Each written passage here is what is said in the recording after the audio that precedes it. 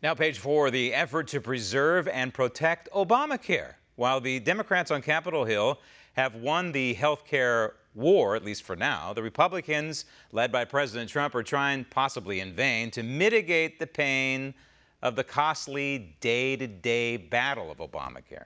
With Obamacare still on the books and still driving health care premiums through the roof, the White House is trying to offer more choices and build in more flexibility into the system. Imagine that. Choices and competition in America.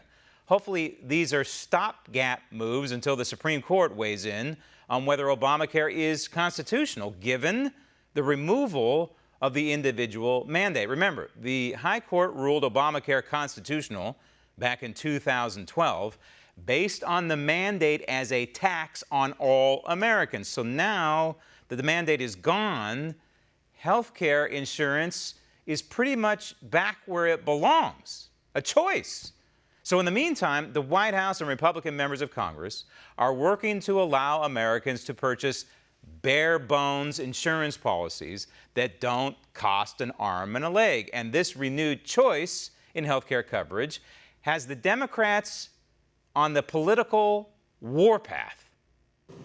Both parties made it clear, yet again, where they stand on the issue of health care. Stop tape. And it's clear, very clear, where the Democrat Party, the modern Democrat Party, stands on health care. They're not only for Obamacare, but they look at Obamacare as the root of the evil that will help destroy this republic if it's allowed to grow. And the root of that evil is Obamacare, which could grow into what they're calling Medicare for all. And think about this through the facts, which of course Chuck Schumer and the Democrat Party never want to talk about. They only want to talk about this utopia that they want to bring us to bankrupt the country. But the fact is that Medicare is going to be insolvent by the year 2026. Now, the actuaries change from time to time, but that's within a year. It could be 2025, could be 2027, 2028, somewhere around there, within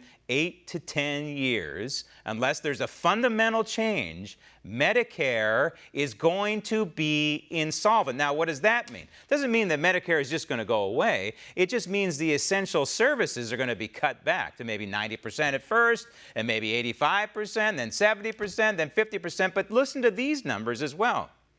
15% of the population of this republic, 15% uses Medicare, but 100% of people who are in the workforce pay for Medicare. 15% use Medicare, 100% pay for Medicare. So if maniacs on the Democrat side like Chuck Schumer and Bernie Sanders get their way, and 100% of the population is on Medicare, and 100% of the workforce is still paying for Medicare, it's still not going to work, is it? The numbers just don't add up, but they don't care. And then you throw in there Medicaid, which is going to bankrupt the states. This is a state problem because so many of them signed on and took the Kool-Aid from Obamacare to expand Medicaid. Now, 25 cents out of every dollar in these states is being consumed by Medicaid. How are you going to balance the books on that one? 25 cents out of every dollar in these states being used up, gobbled up by Medicaid. The two are part of a huge unfunded liability in this republic, somewhere in the neighborhood of $220 trillion, that one day we're going to have to come to grips with.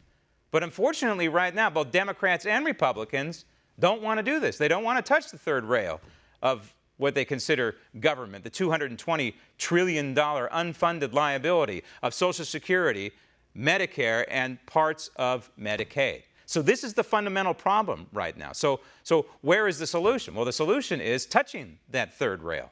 Somebody in Congress has got to eventually address the unfunded liability, because we're headed for a brick wall, a fiscal brick wall, because of Medicare and Social Security not being funded properly and raiding, of course, their trust accounts. Roll tape. Republicans voted to let insurance companies offer skimpy, junk insurance plans. Stop tape. Want to see more videos like this? Click on the link below and subscribe to One American News on YouTube, and call your cable provider and kindly demand that One American News is added to your lineup. Call and subscribe today.